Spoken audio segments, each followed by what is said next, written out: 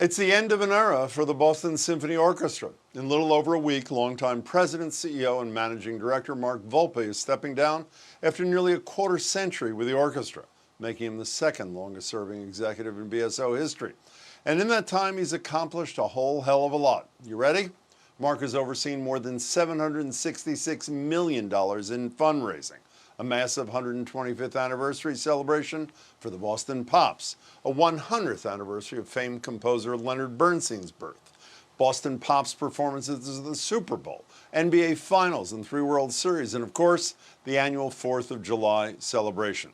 Plus, in 2019, after the Tanglewood Forever campaign raised more than $70 million, Mark launched a new chapter for the longtime BSO summer home in the Berkshires, developing a new multi-use, multi-season complex to make use of the venue year-round. Stay with me, there's more. Mark also expanded BSO tours across Europe and Asia, helped further the BSO's educational programs at Tanglewood, oversaw the initiation of BSO conductor and music director Andres Nelsons, helped launch a partnership with the Gewandhaus Orchestra in Leipzig, Germany, and expanded the orchestra's slate of community performances, including Tanglewood in the City Pittsfield, Tanglewood in the City Boston, Summer Sundays, Family Fun Night, plus free shows on the Boston Common and Dorchester's Franklin Park. All right, I think we'll have to leave it there so that he doesn't retire before I introduce him. Mark Volpe, who is retiring in 10 days, joins me now. Mark, it's great to see you. Wonderful to see you, Jim. As I was kibitzing with a few of my colleagues in the academic world, I think I shared this with the Times. I've been here for, I think, 3 MIT presidents, 4 BU presidents, and I actually said to the Times 4 Harvard presidents. I think Larry Backhaw called me and said, no, there were 2 interim presidents, so it's actually 6. So I think it's time, Jim. Well, you know, you mentioned that serving through presidents, you also served through Donald Trump and insurrection, a marathon bombing, and I have learned in this time that music, and in this town, particularly the BSO, occupies a special place in times of pain and turmoil, no? I think the pandemic was the first time where what we do provides solace, inspiration, occasionally entertainment to the broader public. You think when Kennedy assassination, there was a concert going on. It was going on. They stopped the concert. They played the funeral march from Beethoven's 3rd Symphony. It was broadcast throughout the entire United States. 9/11 happens. Our group goes and plays. Both flight crews, as we all recall, were Boston-based. We played the memorial service with Bette Midler for those flight crews, and likewise, every time there's been a period of social or political upheaval, we've been able to provide some frankly alternative universe, if you will, and the pandemic's the first time initially that sort of shut us down, and then we quickly pivoted to become a media company, and we're able to disseminate content, and our content on our BSO Now platforms, available in 6 continents, they're over 100 countries. But, first and foremost, our audiences here in Boston and Tanglewood are what we are most concerned with. Are things like BSO Now and the streaming and the library, are they going to stick around post-pandemic as you adapt, as the orchestra adapts to a changing and entertainment landscape? Yeah, I think that's an incredibly astute question. I see going forward, you can't replicate the live experience. I mean, listen, you see what at Fenway, you see at Gillette, people would be much better in terms of angles of viewing sitting in front of their big screen TV, but you want to be part of that dynamic. And I'm not suggesting for a moment we can replicate that with digital dissemination. But what we can do is reach millions more. I mean, the irony of this pandemic is we've reached millions and millions of people that, we would normally, a year we, maybe 1.2 million, 1.3 million, experience the Boston Symphony. In this pandemic, it's been a multiple of that. In every exit interview, an interviewer is supposed to say, what's the favorite part of your job? But I'm going to answer it for you because I think I know the answer. I've been lucky enough to sit near you on more than one occasion when the orchestra is playing. And I have to say, I watch you more than I should. You are totally transfixed. I'm guessing the answer to that question is listening to the music. Is that the right answer? Well, listening to the music performed by the greatest musicians in the world, Yeah. inspired by one of the great conductors of the world, in one of the great halls of the world, or one of the great festivals of the world.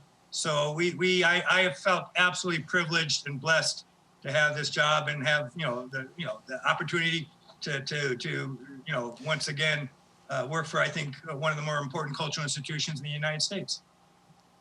You know, Mark, what we decided to do, because obviously you're leaving, we decided to do some person on the street interviews to see what their reflection was on your 23 years of service. Uh-oh. And here's the first guy we encountered. Here he is. Hi, dear Jim. Hi, dear Mark. I am sure you can see me.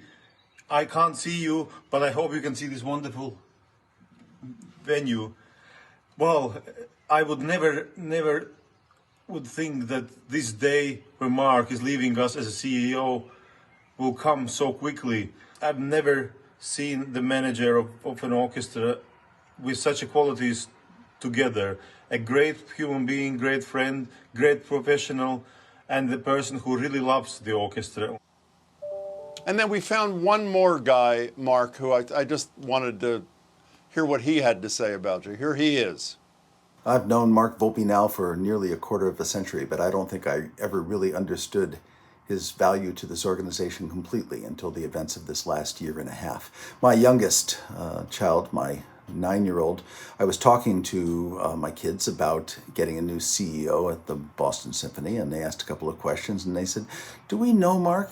And then my 9-year-old piped up and said, "Yeah, he's the guy who was shooting hoops with me in our driveway just before the 4th of July police escort took Dad away a couple of years ago." And that was him. That was Mark Volpe, leading arts administrator and amateur basketball player. Good luck, Mark. Thank you. Amazing how much they look like Keith Lockhart and Andres Nelson. They're great kids.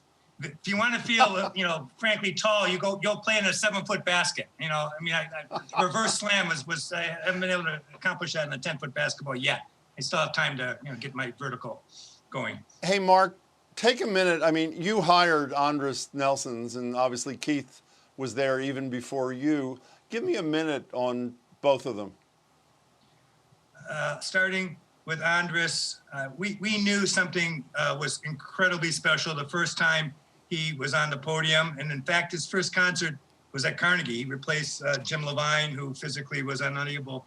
And you knew that incredible personality, that incredible humanness, and great musical sophistication, and that. And so we knew that he was unique, and that the partnership was one that would hopefully be one for the ages. In terms of Keith, I mean, he's it. I mean, he defines pops.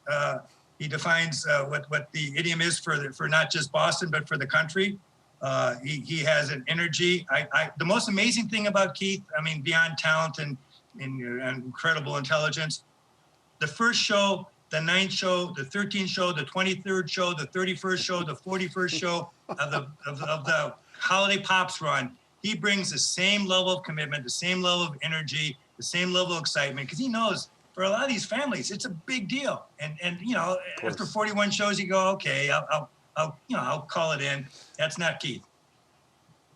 You know, Mark, in addition to the pandemic nightmare of this year, obviously George Floyd was killed. There's been a racial reckoning, and I think you'd agree American orchestras have needed a racial reckoning. Have you made progress, do you think, on that front as well? Yeah, I mean, I'll share personally. When the day I leave, I fly to Minneapolis, and one of the first things my brother and I are doing is going to the Floyd Memorial. I'm a native of Minneapolis, and so that resonates, And I grew up there and went back. Was my dad's boss for a couple of years when I ran the orchestra there. Went to law school there, so that has been beyond Boston, my home. So I think certainly there's much to be done. I don't want to be prematurely declaring victory, but it has shaped some of our programming on our web platform. It has in terms of how we select artists. I think and how we're dealing with it with the staff, certainly at the governance level, the board level. We are creating a fellowship for people of color to have the Tangwood experience and then play in the orchestra and get coached and mentored. And I think it's a really major step forward in trying to address systemic racism, which is pervasive in this country, and certainly the orchestra field is not unique in having to grapple with it, but we have a ways to go.